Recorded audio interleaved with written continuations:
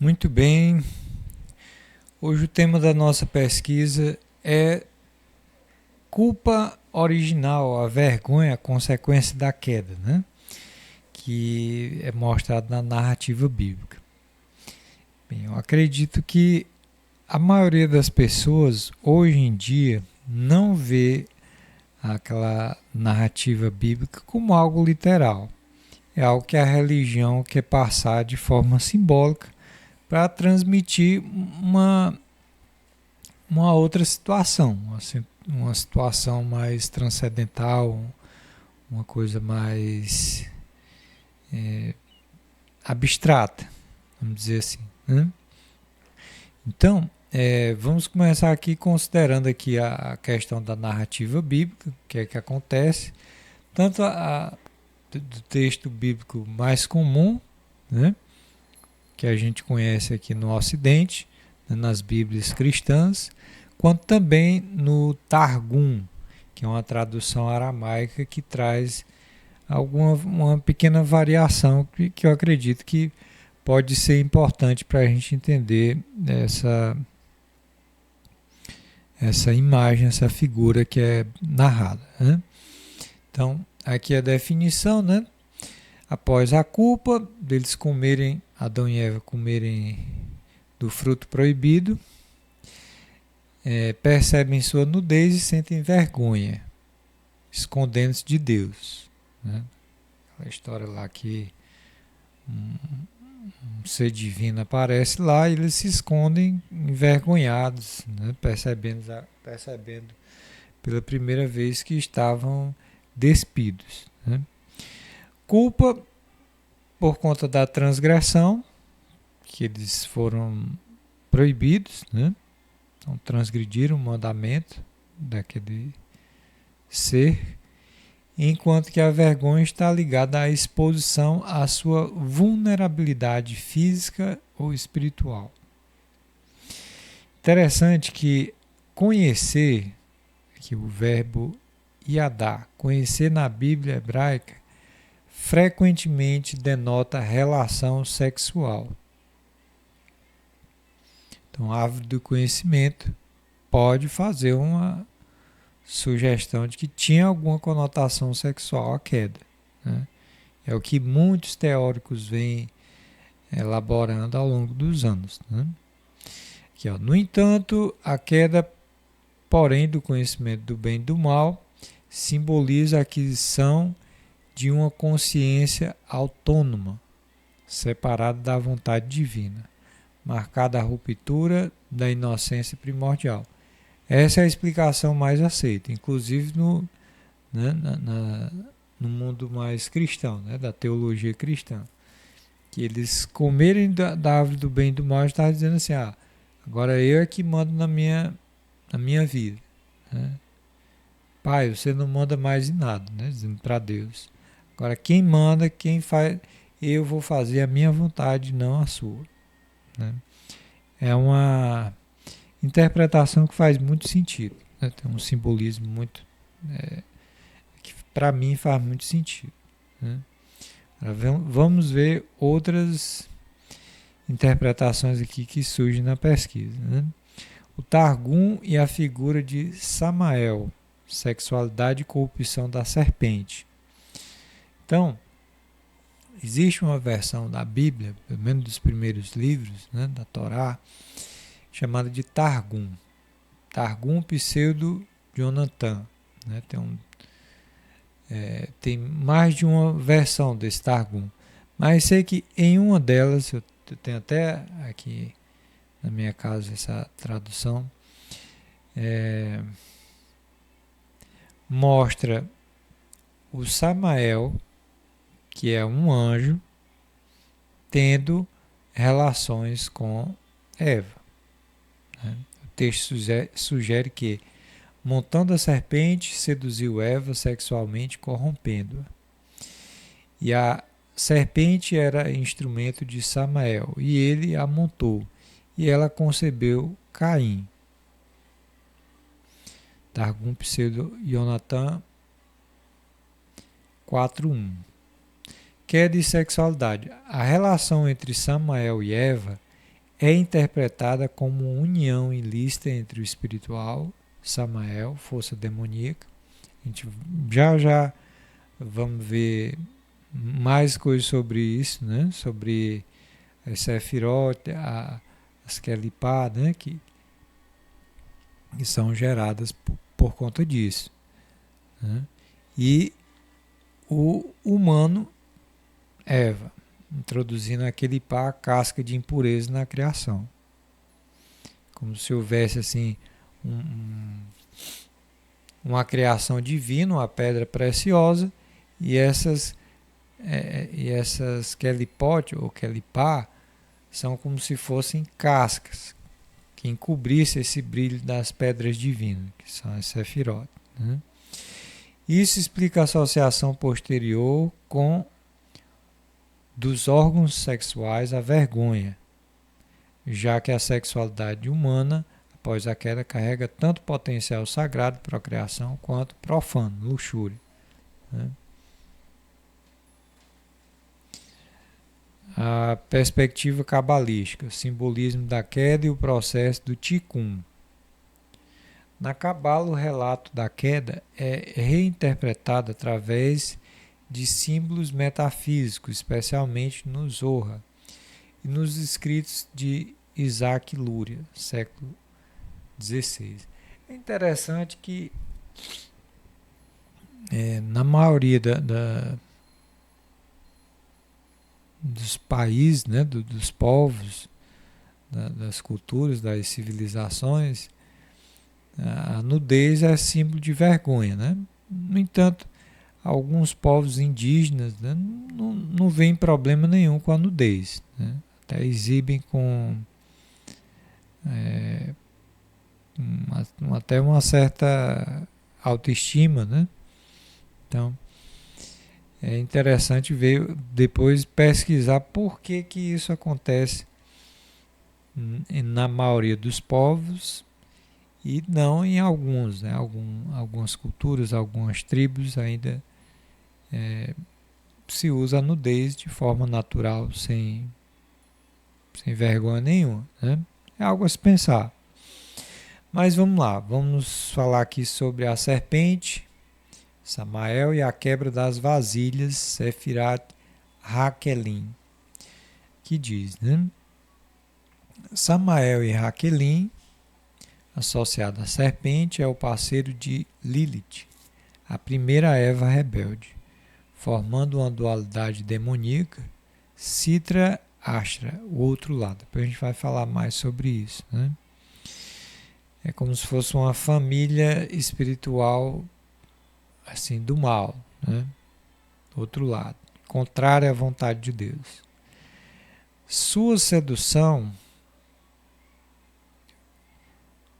a vontade de Deus não, como contrária à ordem cósmica, contrária ao próprio ser humano, né? A evolução do ser humano, porque no judaísmo a ideia de anjo caído, ela não funciona dessa forma. Até o Samael, ele é um servo de Deus cumprindo um papel, tá realizando uma tarefa, certo? Então, é diferente do diabo cristão. Sua sedução de Eva representa a infiltração do caos no mundo divinamente ordenado. Queda das Sefirot. A ingestão do fruto ou a transgressão, né, causou a quebra da união das Sefirot, atributo divino, separando Tiferet, a harmonia, de Malkut, reino material. Então, daí que se explica essa desarmonia no planeta, né, no mundo. A vergonha da nudez simboliza essa desconexão entre o espiritual e o físico. Geralmente quando você está, uma observação aqui, né? Geralmente quando você está desconectado de alguém, do seu cônjuge, do pai, da mãe, de um amigo, de um irmão, né? Você sente uma certa assim, inibição, uma vergonha de ir lá falar com a pessoa, né? Por conta dessa desconexão. Então, a vergonha está muito relacionada a isso, a, a consciência de que você está desagradando alguém. A vergonha é isso, né? A vergonha da nudez seria, por exemplo, você pode sentir vergonha também que você não está apresentando aquilo que deveria apresentar, né? Chega lá o chefe da empresa, vai fazer uma auditoria, ver como é que está o funcionamento, a produção, e o gerente não está entregando aquilo que ele espera, né? Então ele vai sentir vergonha, né? Ele vai sentir que a sua fragilidade, a sua falta de competência está sendo exposta. Então, em vista disso, pode dizer que era para eles terem resistido a essa tentação do anjo Samael, né? E se não conseguiram, porque foram frágeis, né? Não foram competentes em resistir a essa situação, né? Então, não sei se vocês já viram a imagem, né, da árvore das Sefirot. Tem entre as duas primeiras, né, as três primeiras ali, tem uma Sefirot oculta, que é a do conhecimento, da arte, né? E ela representa a união sagrada entre a sabedoria, né, Ormá, e Biná, o entendimento. O conhecimento adquirido por Adão e Eva foi uma aquisição prematura de Da'at.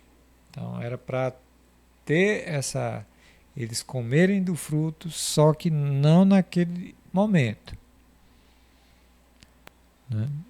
É que nem a bebida alcoólica, né? Às vezes é interessante, né? A pessoa não vai gerar dependência.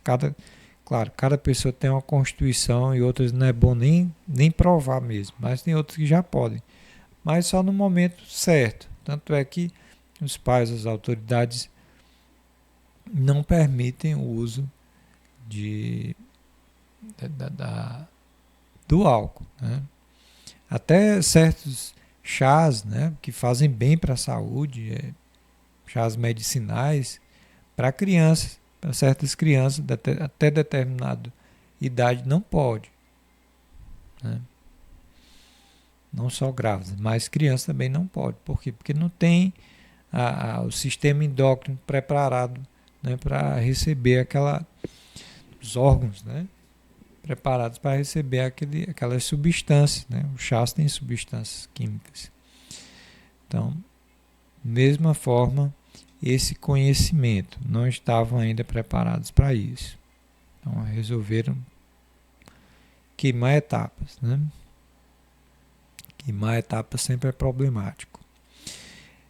Até você, por exemplo, entregar certos conhecimentos a pessoas que não têm um preparo para isso, pode ser perigoso, né? Pode usar para o mal, pode usar para o próprio prejuízo, né? Então é isso que parece ter acontecido, né? Ninguém sabe como isso de fato realmente aconteceu, mas a imagem que se forma com essas narrativas religiosas é isso, né? Genital e vergonha. Órgãos sexuais originalmente sagrados, pois refletiam a união de Zé, Aipim e Nuvá, no mundo divino, né? Tornam-se símbolo de vergonha após a queda, pois passaram a ser denominado de Yetzer Hará, inclinação para o mal. Yetzer Hará, inclinação para o mal. No entanto, a Kabbalah ensina que a sexualidade pode ser redimida através do casamento sagrado, e Shud, alinhando a união das Sefirot. Tikkun e reparação e o papel da humanidade. Retorno ao Éden. Kabbalah enfatiza que a culpa e a vergonha não são finais, mas catalisadores para techuvá, arrependimento. Então, sem vergonha, sem culpa, não pode haver o arrependimento. Sem sentir culpa. Uma pessoa que faz as coisas, não sente culpa, não sente vergonha, ela nunca vai mudar, ela vai sempre fazer aquilo ali. Primeiro passo para a mudança, para a conscientização, para o arrependimento e o contorno de um comportamento errado. Primeiro a culpa, sentir culpa, depois vergonha, né? Diante das pessoas que são caras para ela, diante de Deus, ou diante dos pais, da sociedade, né? A mudança. O trabalho humano de elevar as Nitzot, faíscas divinas, presas na matéria, inclusive na sexualidade, é central para restaurar a harmonia cósmica. E aqui interessante, né? A circuncisão, né? Novamente. Dentro do judaísmo existe essa, não sei se nas religiões árabes tem também isso, mas a circuncisão ela é vista como um sinal de santificação, né? De santificação. Aqui, ó, são vitais como atos de tikkun, ou seja, de correção, removendo a casca de impureza associada a Samael e santificando o corpo. Agora, as interpretações místicas, né, aceitas. Nos círculos cabalísticos, a narrativa da queda é entendida como a queda espiritual, a união de Eva com Samael, simboliza a mistura do sagrado, humanidade, com o profano, força do caos. Ou seja, espíritos de uma natureza destrutiva, né, gerando uma realidade fragmentada.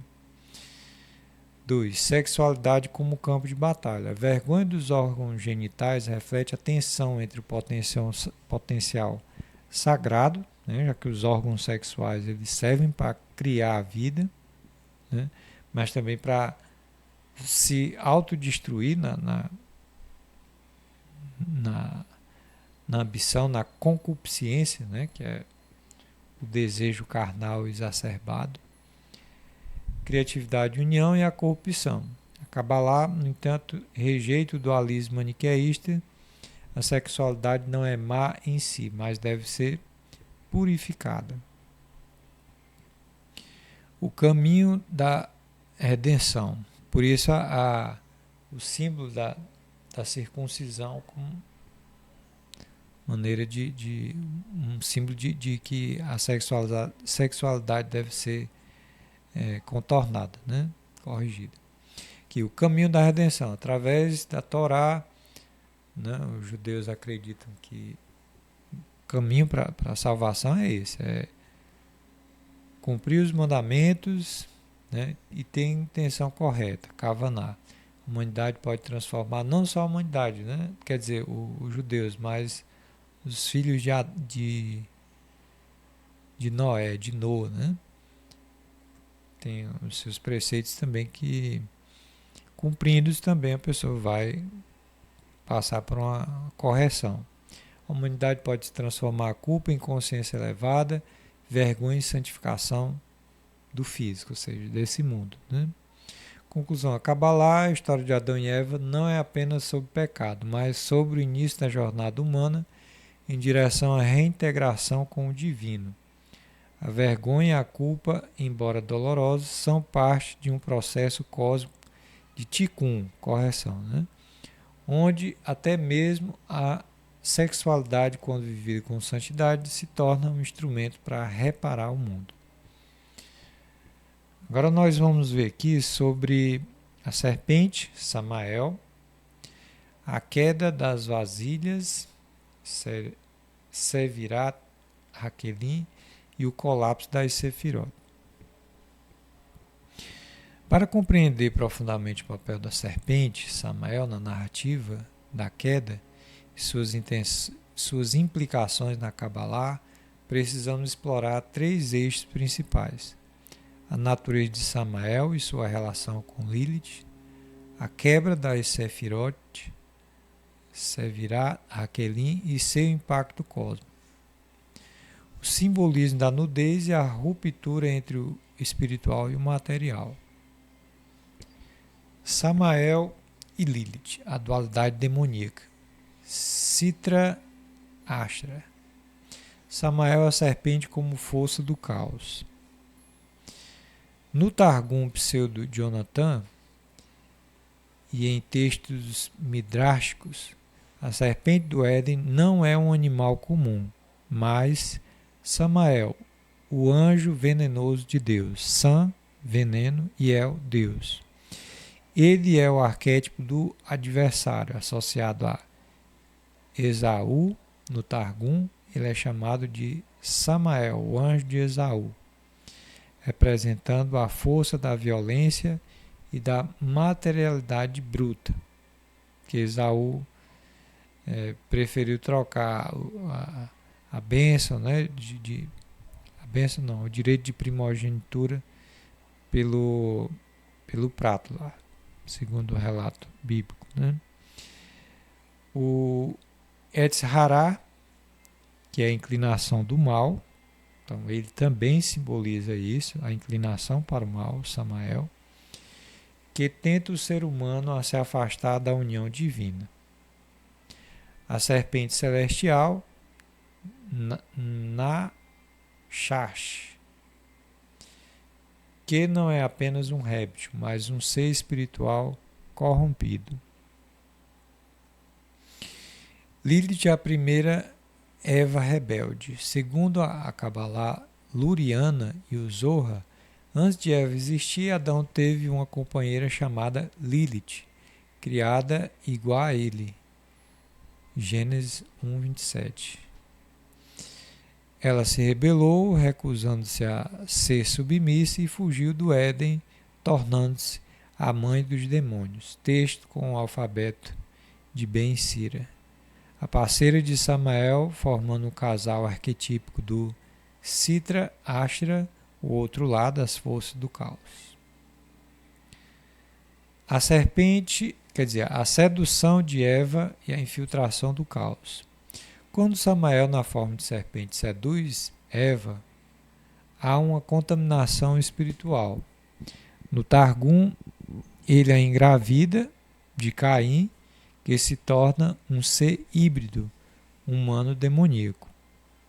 Na Kabbalah, isso representa a invasão do Sitra Ashra no mundo divino, introduzindo a Kilipá, casca de impureza na humanidade. Resumo. Então, Samael e Lilith são forças do caos, né, do mal, que rompem a ordem divina. Sua ação no Éden corrompe a ligação entre Adão e Eva, inserindo a dualidade bem e mal, onde antes havia apenas unidade, né, a fragmentação.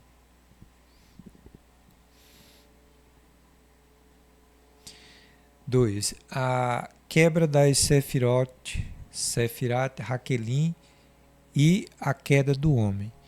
O conceito de Shevirat Hakelim, quebra dos vasos, na Kabbalah de Isaac Luria, antes da criação do nosso mundo, houve um colapso nas Sefirot, atributos divinos, né? Justiça, beleza, misericórdia, né? E as luzes divinas eram tão intensas que os vasos Kelim das Sefirotes inferiores não suportaram e quebraram-se. Os fragmentos desses vasos caíram no mundo material, criando as Kelipot, cascas de impurezas que aprisionam faíscas divinas, Nitzot.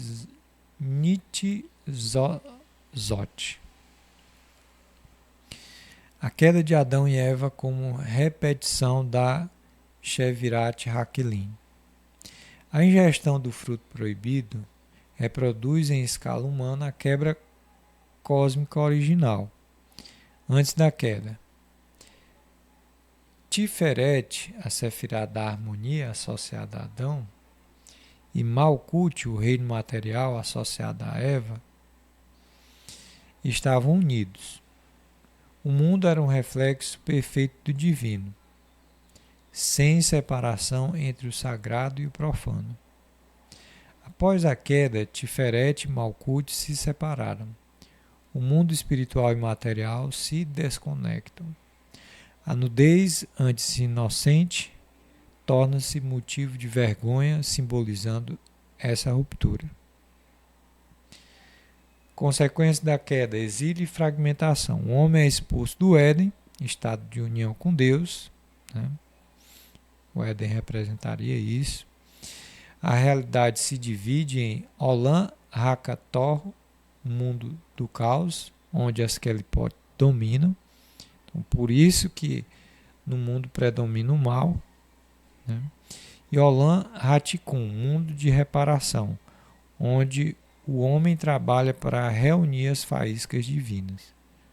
Interessante até que no Kardecismo tem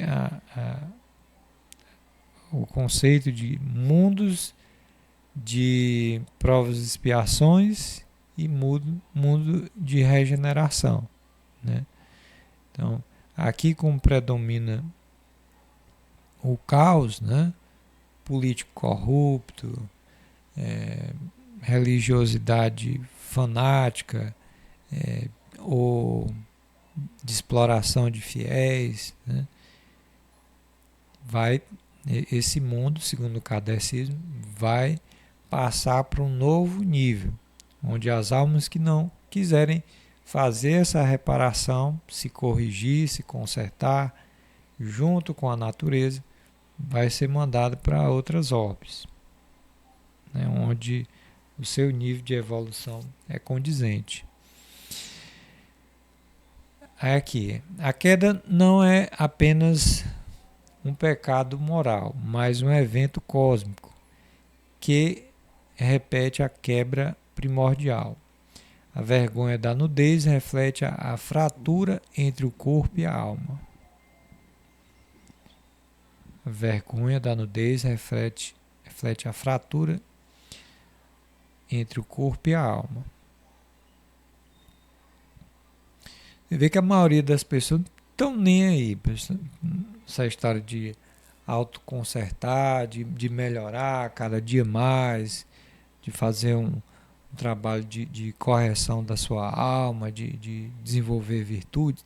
A maioria das pessoas não estão nem aí para isso, né? E é isso. 3. A nudez como símbolo da desconexão espiritual, né? Aqui, ó. No Éden, Adão e Eva estavam nus e não se envergonhavam.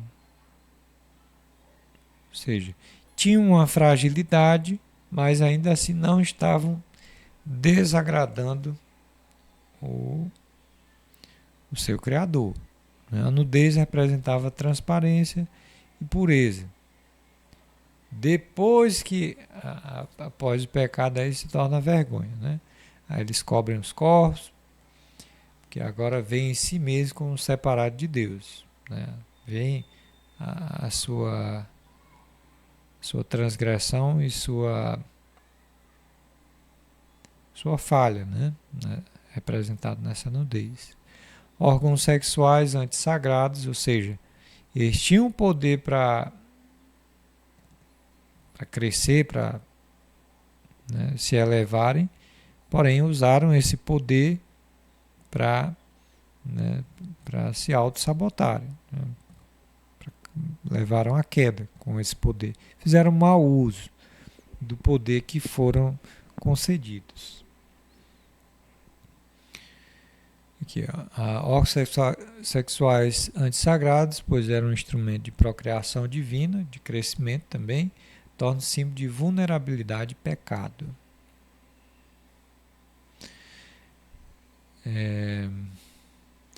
sexualidade entre o sagrado e o profano. A pessoa, uma vez eu vi uma senhora falando, mas a religião é perversa porque você já nasce, já cresce com a culpa, com a ideia de culpa, que é pecado, só porque nasceu. Não, não é isso.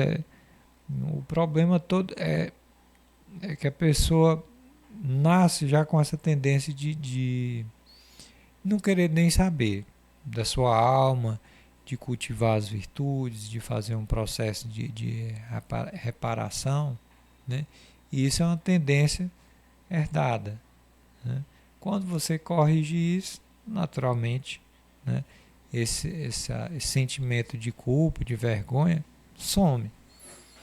Você acha que é correto a pessoa não querer mudar, é cheio de vício, é egoísta, é invejoso, é avarento?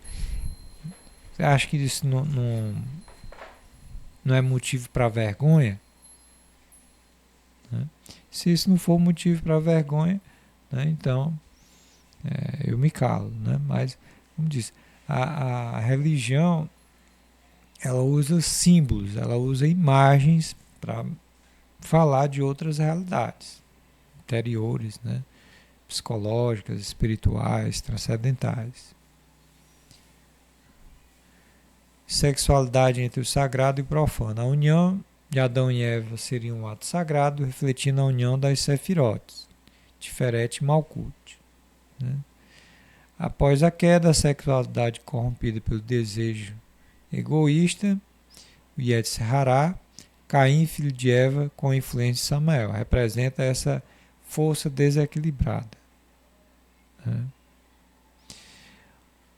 O caminho de retorno, Tikkun, reparação e santificação. A Cabala ensina a circuncisão, Brit Milá, remove aquele pá do órgão masculino santificando. É um símbolo também. Né? Casamento sagrado e Shud, restaura a união entre Tiferet e Malkut. Torá e as mitzvot são ferramentas para reconectar o físico ao espiritual. Ou seja, a observância dos mandamentos faz com que essas más tendências, né, pelo não uso, da não repetição, a não realização desses maus gestos, né, representados pelo pecado, né, ou a transgressão dos mandamentos, seria uma forma de consertar. E é um caminho espiritual. Né? Certo ou errado é um caminho de tentar melhorar como pessoa. Né? Que o resumo, a vergonha no nudez não é um castigo eterno, mas convite ao Tikkun. Então a vergonha já vem com esse convite ao arrependimento. É algo que vem na nossa alma como uma forma de refletir e se consertar. Queda como oportunidade de elevação. A narrativa da serpente, Samael, a queda das sefirotes e a vergonha da nudez não são apenas histórias de pecado, mas mapas da jornada da alma. A queda representa a entrada no mundo da dualidade, no sagrado e profano. A vergonha é o sintoma da desconexão, mas também um impulso para o retorno. O Tikkun é a reparação, o processo de reunir as faíscas divinas e restaurar a harmonia cósmica.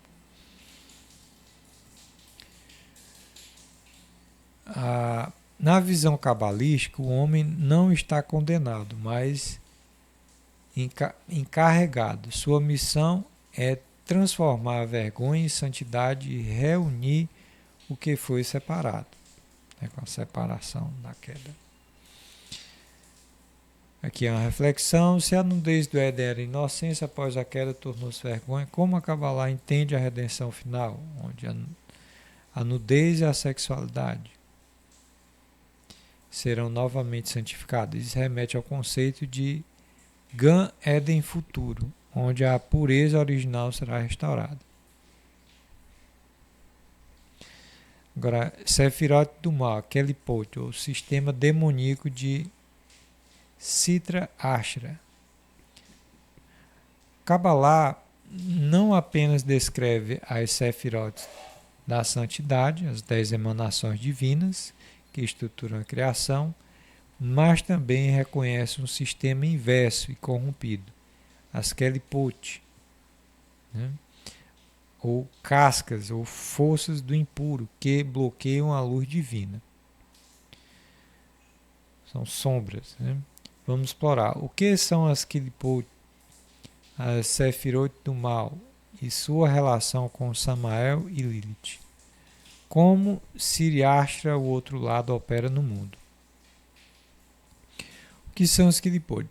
A palavra Kelipar, singular, ou Kelipot, plural, significa cascas ou conchas, em hebraico. Ou seja, forças de bloqueio que impedem a luz divina de fluir livremente, resultando da Shevirat Hakelim, surgindo quando os vasos das Sefirot inferiores quebraram no processo da criação, segundo a Cabala Luriana.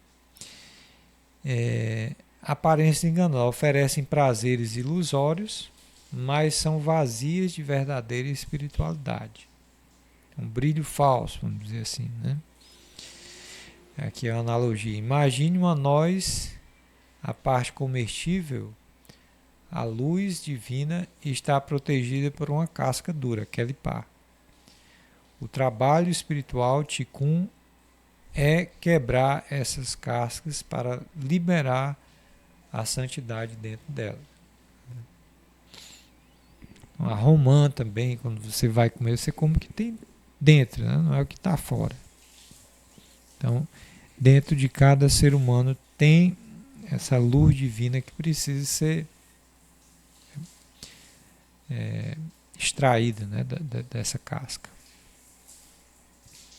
A Sefirot do mal, Kelipot e sua estrutura. Assim como existe 10 Sefirot da santidade, há 10 Kelipot, cada uma sendo uma distorção maligna de uma Sefirá sagrada. Então, aqui a gente tem a Sefirá, aqui temos a 4 colunas, Sefirá, Kelipot, arquidemônio, né, associada e a distorção do significado, né? Então aqui tem Keter, né, que é a coroa. Aqui tem gêmeos de Deus. Não vou ler a palavra hebraica não, né? Que a coroa, aqui tem gêmeos de Deus, né? Aqui tem o nome do demônio, né? E representa a ilusão de ser igual a Deus, rebeldia absoluta, né? Aqui sabedoria, Roshma, né? E os que brincam com prostitutas, o significado desse daqui, né? O demônio Beuzebu, sabedoria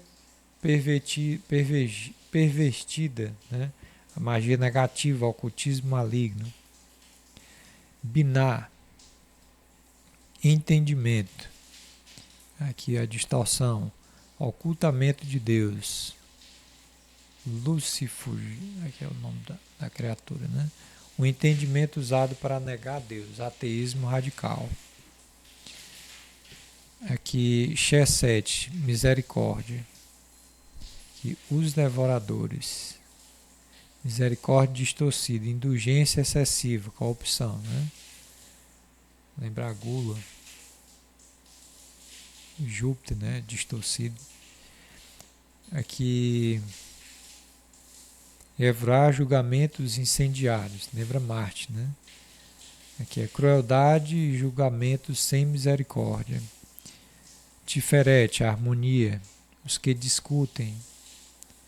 Falsa harmonia, hipocrisia, manipulação. Netzad, vitória. Corvos da dispersão. Vitória do ego, dominação, tirania.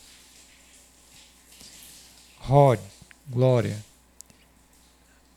Aqui é a distorção, veneno de Deus. Falsa glória, ilusão, engano. Falsa glória, ilusão, engano. Aqui, Yesod, fundamento, a noite.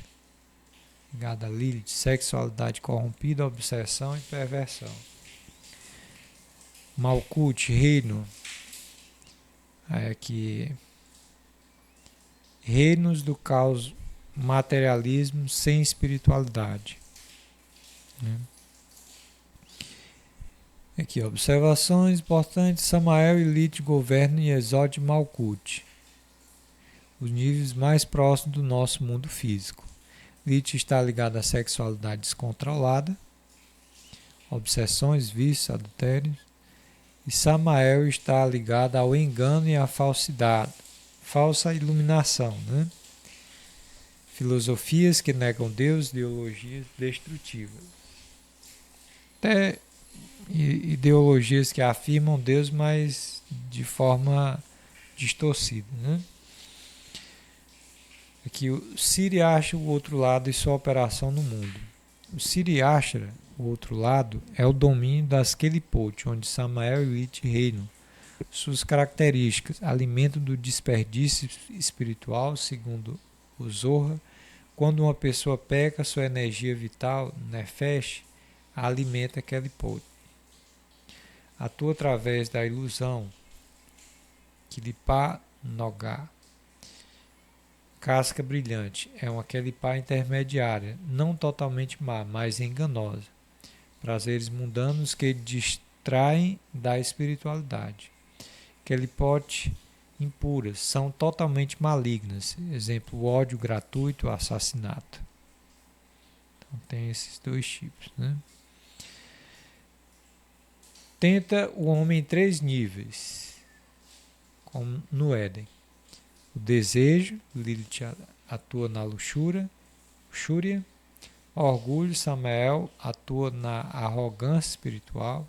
Ah, você vai ser como Deus, né? Como diz lá. A dúvida, Kefirá, as Kelipotes superiores. Tamel, Gamel atuam no questionamento da fé, como foi mostrado, né? Como vencer as Kelipot? O trabalho de Tikkun, reparação. A Kabbalah ensina que reconhecer as Kelipot, não se iludir com falsos prazeres ou ideologias vazias, elevar as Nitzozot, faíscas divinas, através dos mandamentos, transformamos o físico em sagrado. Santificar a sexualidade através do casamento, redimir as energias de Lilith em Yesod, fundamento puro. Estudar a Kabbalah com Kavaná, intenção, o conhecimento do sagrado, quebrar as Kelipot da ignorância. As Kelipot não são forças independentes, mas sombras das Sefirotes. Então, para você extrair as Sefirá, Sefirot, né? Você precisa quebrar as Kelipá. O mal só existe porque a luz está oculta, né? E nossa missão é revelá-la. Pergunta para reflexão, né? Se Lilith representa a sexualidade corrompida, a Kabbalah vê a redenção na sexualidade de Tikkun. Cântico dos Cânticos, o amor humano é uma metáfora, o livro, né? Cântico dos Cânticos, metáfora do amor divino, união sagrada. Agora nós vamos ver aqui um paralelo, uma relação entre a astrologia e a Kabbalah. Astrologia caldaica, né? Uma das raízes da astrologia ocidental, associa cada um dos 7 planetas tradicionais a virtudes e vícios, né? Criando um sistema de dualidades espirituais, semelhante a Kabbalah. Vamos cruzar esse conhecimento com as Kelipot e as Sefirot. mostrando como cada planeta tem um lado elevado, santificado e um lado sombrio. Né? Isso é interessante. Porque embora existam as definições de planeta maléfico e benéfico, né?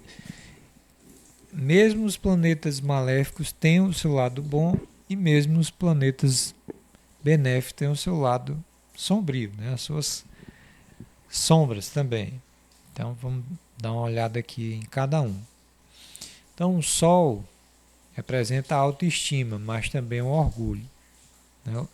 O lado santificado, Sefirá, Tiferet, beleza, harmonia.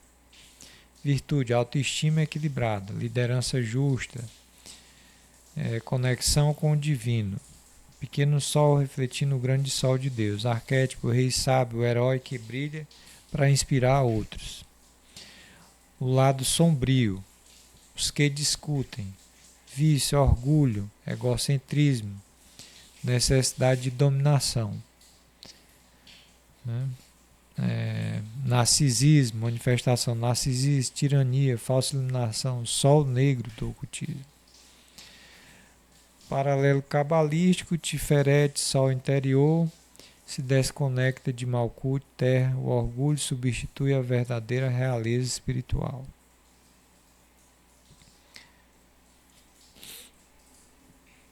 Interessante que nos contos de fada, né, os reis, os príncipes, as rainhas, as princesas, essa nobreza, né, diz sobre isso, né?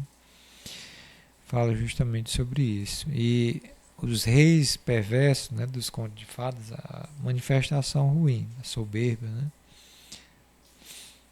Lua, humildade, preguiça e inércia. Então, a virtude, a humildade, a receptibilidade, né? Arquétipo, mãe nutridora, sonhador místico, vício da preguiça, passividade, vícios emocionais. Manifestação daquele ponto, né? Da sombra, depressão, vício, apego, conforto, ilusório.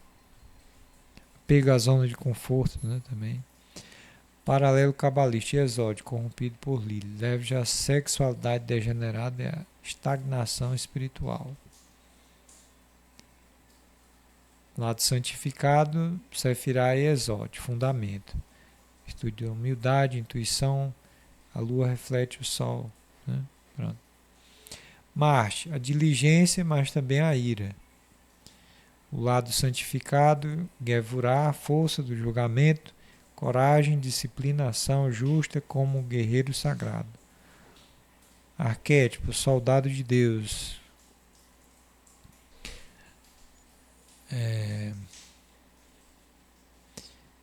Kelipote, lado kelipótico, né?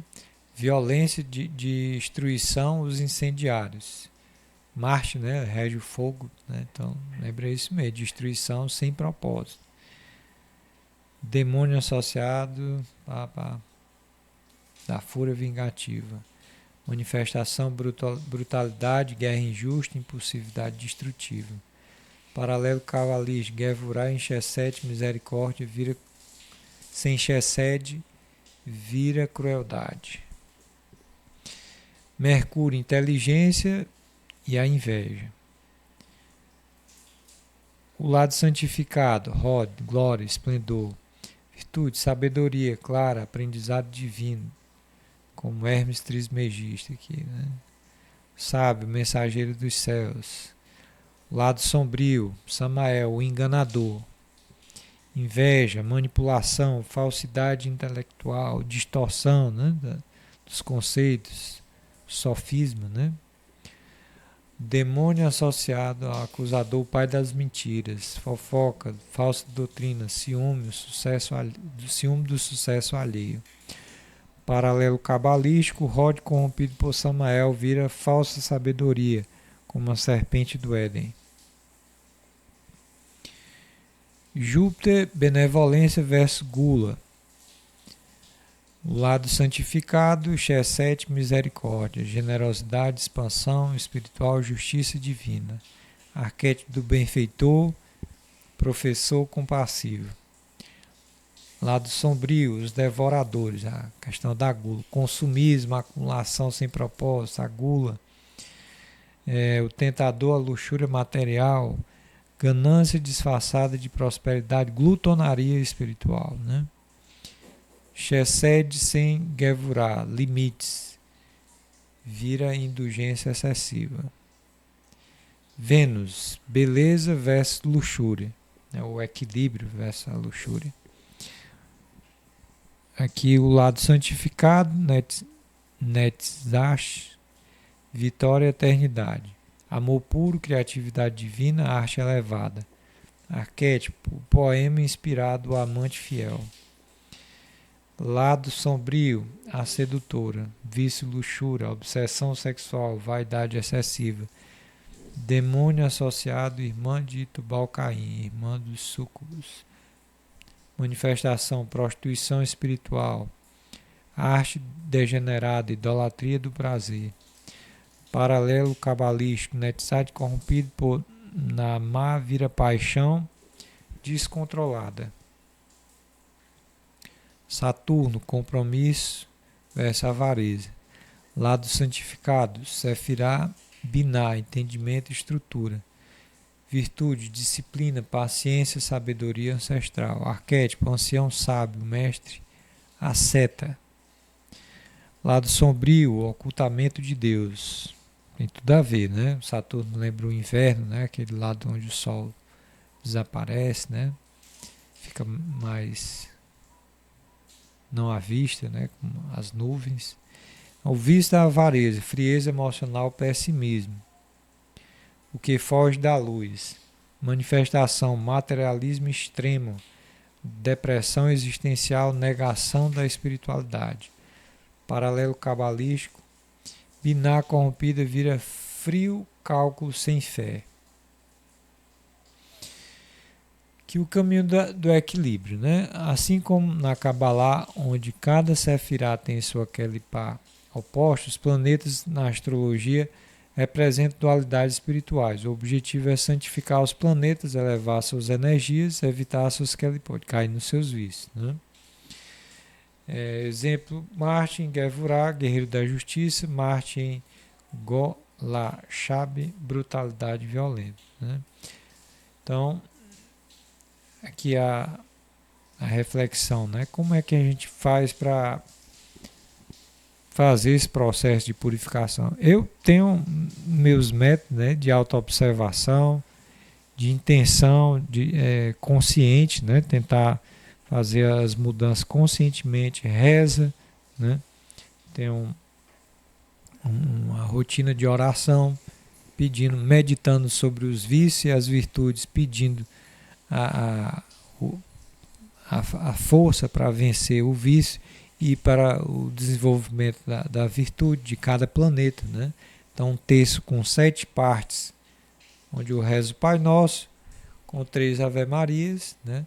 Com a intenção de superar cada vício daquele planeta e manifestar a sua virtude. Então, essa é uma maneira como eu faço para fazer esse trabalho interior, né? Através da reza e da ação intencional, refletindo ao final do dia, vendo onde foi que eu errei, procurando achar um caminho para melhorar cada dia mais, né?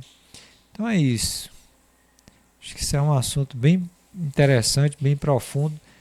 Usei aqui essa pesquisa, né? Eu não sou um grande pesquisador da Kabbalah, mas embora tenha lido alguns livros, eu fiz essa pesquisa aqui na internet, então peço desculpas se houve algum erro, algum engano aí para os que são especialistas, quiser comentar alguma incorreção, alguma imprecisão, né, que porventura esteja vendo, né?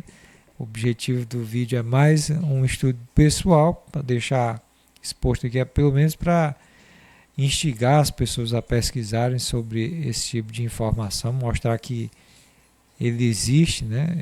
Esses assuntos existem, que vale a pena pesquisar, que tem muito sentido, né? Então é isso.